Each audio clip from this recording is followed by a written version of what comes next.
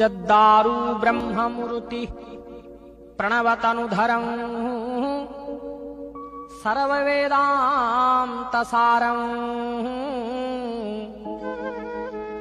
भक्तानां कल्पवृक्ष्यं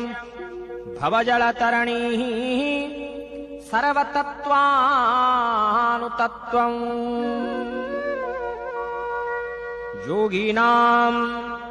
योगिनां हंसतत्त्वं हरिहरनिमित्तं श्रीपतिर्वैष्णवानां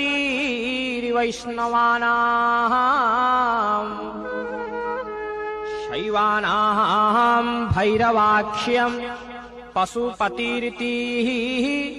जासाक्ततत्त्वो च शक्तिः बौद्धानां बुद्धरूपं ऋषभजतिवरं जैनसिद्धान्तसारं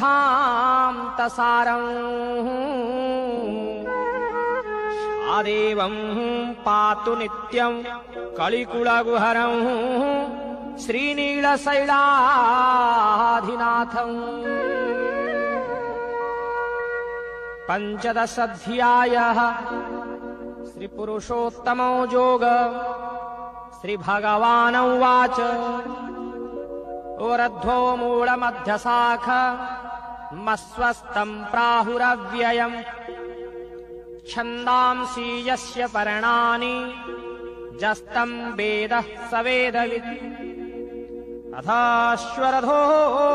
प्रसुतां तस्य शाखां गुणः प्रवृद्धां विषयो प्रवाळः अथास्य मूलाः ननुशन्ततानि कर्मानुबन्धीनि मनुष्यलोके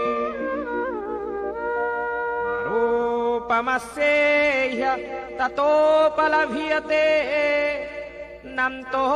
न चार्दी न च सम्प्रतिष्ठा स्वस्थमेनं सविरूढमूलं मसङ्गशस्त्रेण दृढेन छित्त्वा ततः पदं तत् परिमार्गितव्यं यस्मिन् गतानो नृवतन्ति भूयः